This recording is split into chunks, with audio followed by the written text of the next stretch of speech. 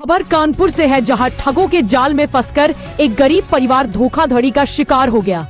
आरोप है कि 3 ठगों ने सहयोगी ग्रुप इन नाम से एक प्रॉपर्टी डीलिंग की फर्म बना रखी है और उसी सहयोगी ग्रुप का शिकार एक गरीब परिवार हो गया। ठगों ने पीड़ित को एक भूखंड दिखाया और उसे भूमि संख्या आराजी 1761 बताकर ठगों ने पीड़ित को बेच दिया, जिसके बाद इन ठगों ने अपने ही वकील से रजिस्ट्री और दाखिल खारिज करवाकर कागज पीड़ित को दे दिए। कागजी कार्रवाई पूरी होने के बाद पीड़ित उस भूखंड पर भवन निर्माण करवा रहा था कि केडीए के प्रवर्तन दल ने पुलिस फोर्स के साथ पूरे मकान को गिरा दिया। दल ने बताया ये भूखंड आराजी 1761 है ही नहीं। घटना के बाद जब पीड़ित ने उन ठगों से संपर्क करना चाहा तो सभी ने फोन उठाना बंद कर दिया, जिसके बाद न्याय की आस में पीड़ित ने जिलाधिकारी और पुलिस आयुक्त से न्याय की गुहार लगाई है। देखे खबर। आपका राजेंद्र कुमार राज। क्या मामला है? मामला जमीन का है। जी। एक प्लाट हमने खरीदा था ब्रोकर से, वो भी एक जगह पता चला कि सहयोगी ग्रुप है, तो उसके माध्यम से मैंने प्लाट देखा और उसको खरीदने की योजना बनाई।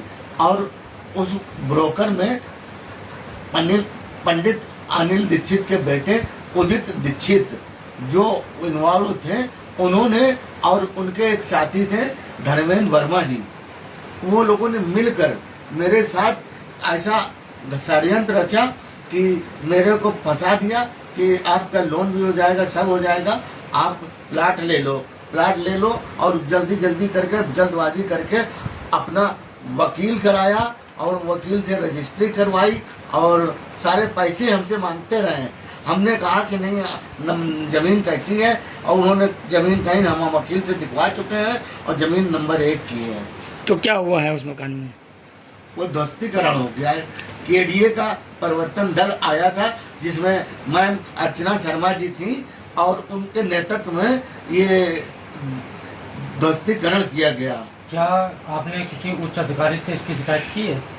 जी, मैंने प्रार्थना पत्र भेजा, क्योंकि मैं हार्ट पेशेंट हूँ, पत्नी शुगर की मरीज है और बेटा जॉब करता था, तो इसलिए कुछ कर ना सका आगे।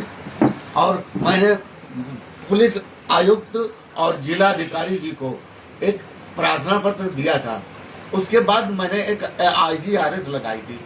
तो क्या कागज आपके पूरे हैं जी मकान के? जी, कागज तो अगर कागज पूरे ना होते तो ऑनलाइन रजिस्ट्री कैसे होती, ऑनलाइन में दर्ज कैसे होता, और अराजी नंबर का ही खेल हुआ है मेरे साथ। रजिस्ट्री कराई थी आपने? जी। और उसका दाखिल खारिज है? जी, दाखिल खारिज भी है। कितने समय हो गया मकान टूटे हुए आपका? ये 5 मार्च 2025।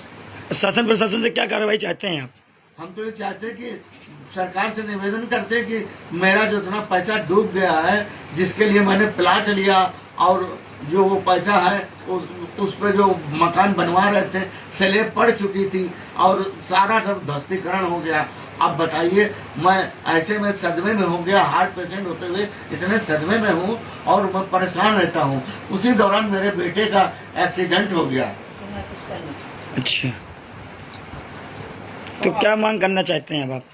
मांग यही करना चाहते हैं कि मेरा बेटा ये बताएगा कि आगे हमारे फ्यूचर के लिए कैसे क्या होगा ना, तो मेरा बेटा बताएगा हमारा। क्या नाम है आपका? अंकित राज। क्या कैसे टूटा है मकान आपका, क्या हो गया था?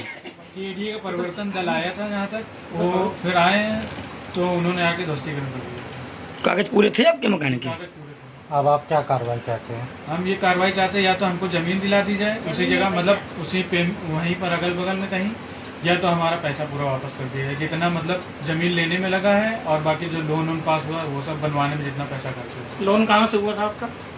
लोन पापा ने पर्सनल लोन भी लिया हुआ था और उसके बाद फिर LIC बनवाने के लिए LIC से लिया हुआ था होम लोन।